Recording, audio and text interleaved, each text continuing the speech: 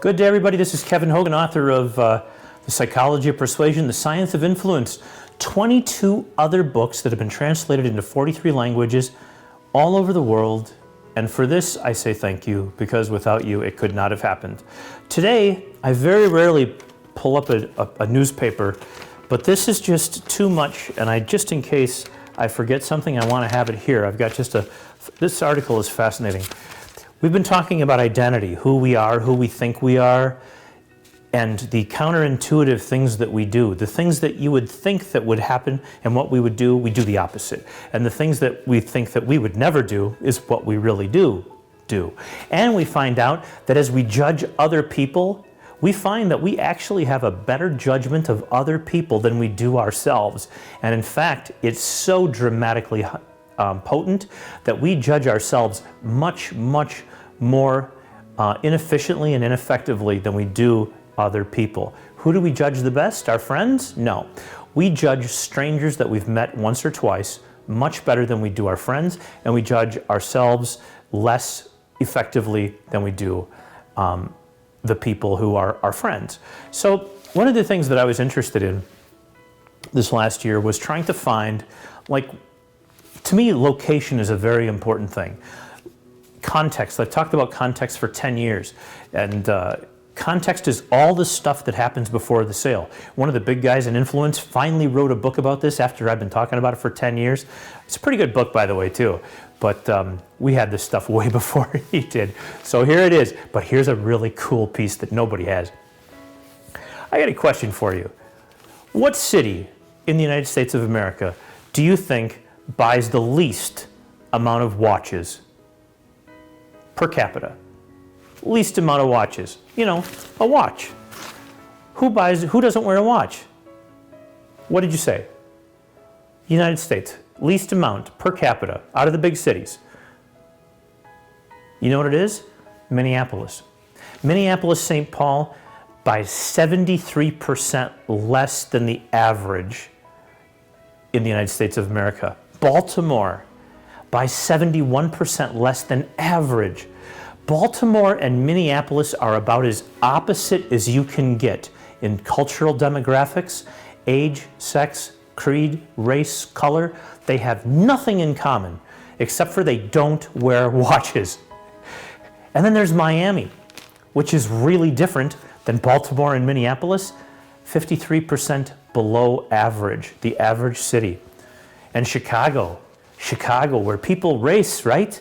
Got to be on time. Chicago, you can't sell watches in Chicago either. You open up a store in Chicago, try to sell watches, you're going to go broke. Why? They sell 52% less watches than normal.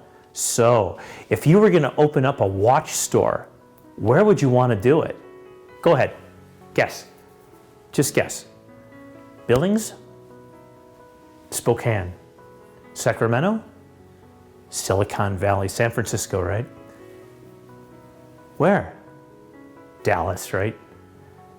Fort Lauderdale? Myrtle Beach? Charleston? No, you know what? New York City. New York City sells 597% more watches per capita than the average city in the United States. You want to make money in New York City? Find a little teeny place to sell watches and give it a shot. You sell more watches than anything, everything I studied. This was the most dramatic change of all of them from normal, from average. New York City at 600%, that's 6 times. For every 100 people in Minneapolis that buy a watch, it'd be 7 times 6. 42 times as many people. In other words, only a couple people buy a watch in Minneapolis this year, but almost everybody in New York City does. That's amazing. And for the state of New York itself, just on whole, it's 171% of the city norm nationwide. And you know what the next one is? It's Los Angeles. It's Los Angeles. People in Los Angeles buy watches. And people in San Francisco, I gave this one away earlier, 43% higher than average. To me, this is amazing because Chicago, so much below average. San Francisco, so much above average. Why? I'll tell you that in another video sometime. I just want to whet the appetite. I write books. A few. I've done book tours all over the world. I've signed books everywhere. Everywhere I can find to sign a book, I've signed a book somewhere on this planet. So where don't you want to have a bookstore? Where don't people buy books? We look at books as education for us, right? We think that people who read books, they're educated. And the fact is that people who own books, they make more money and they're higher educated on average than most people. But then why is it 73% less than average number of books sold in Miami? New York, the state, 31% less than average. New York City, all those people that bought watches, they must not have had any money left for books because they're 28% below average. And San Diego, 22, there's money in San Diego too, 22% below average in buying books. So, if you were an author and you were going to do a book tour, you were going to target a market, you were thinking, oh, I want to talk to people who are going to buy books. You bought a Facebook ad. You have a chance to pick out the cities to where you want to sell those books to. Where would you want to sell them? Just think about it for a second. Where would they be? You know what the answer is? Number 5 was Minneapolis. 23% higher than average, and that was a lot in this survey. Boston, 25% higher than average. Philadelphia and Minneapolis don't even live in the same world. But Philadelphia, 28% higher than average people buy books. But where do the big numbers come in? You might be a little surprised here. San Francisco. San Francisco, which buys more watches, also buys more books. 44% more than average.